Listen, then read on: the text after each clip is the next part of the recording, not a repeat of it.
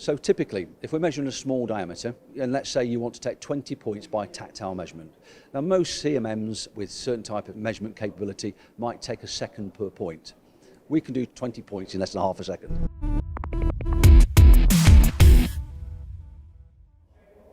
Graham, OGP, part of the Carfullen group. We're looking here at the Smart Scope. I want to learn all about it because it's fascinating, and I'm sure our audience are going to love it. Explain where it came from and why you've developed it and what it is. Well, it's okay. The machines were formed many, many years ago, 1946. There was a massive marketplace for optical measurement at those times. Traditionally, they used to supply to, say, camera manufacturers. People like Kodak purchased lots and lots of machines for checking film and checking the whole pictures on film and things like that. The product then developed. As it developed over time, we started to introduce tactile measurement to it, in 1990, 72. That was done for a reason, so you then get some form of multi-sensing capability with the machine. So then, typically, it was no longer flat 2D parts that were being inspected, it was then becoming more 3D parts.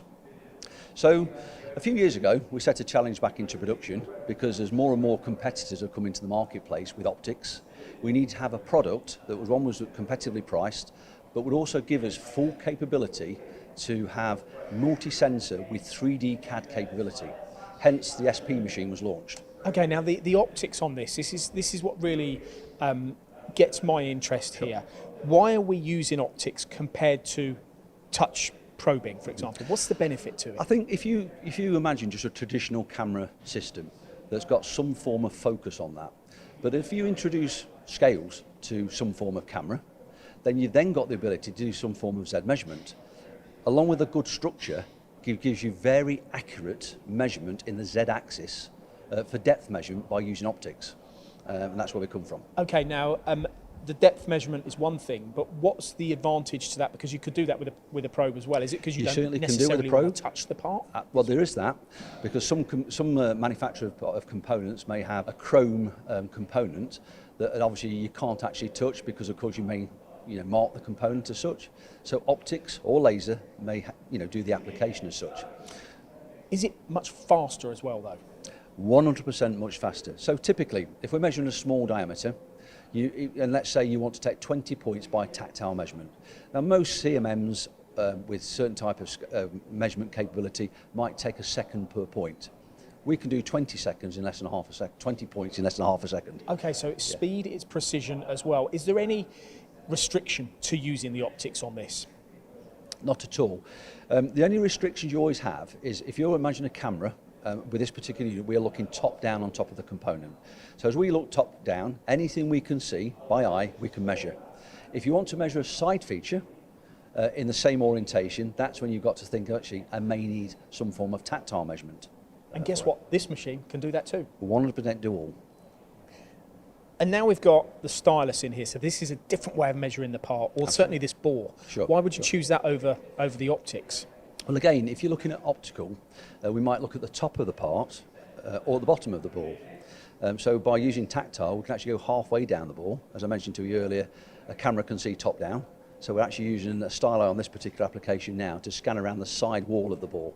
And would you have like a docking station where you keep the styluses and the different methods of tactile again, dependent of what the customer wants and the bedside he chooses, then you could have a docking station.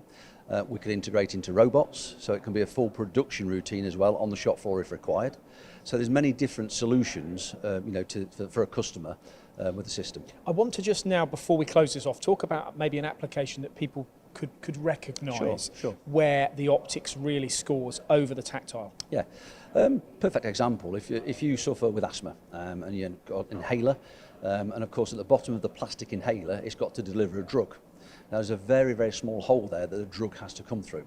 And that may be typically maybe 20 microns, 10 microns. Now, if that hole is not the right size, of course, the drug will not get through the hole. And of course, people will still suffer with asthma. So it's very, very important we have the ability to measure small features. And in your role, are you coming across applications across vast industries where having this flexibility within measuring parts is really winning you business? Absolutely. If we, again, going back on time, we've done a lot of work with razor blades. I think I'm okay to mention Gillette. They've been a big user of OGP equipment for many, many years. But they may look at the sharpness of the blade. They may look at the plastics on the handle.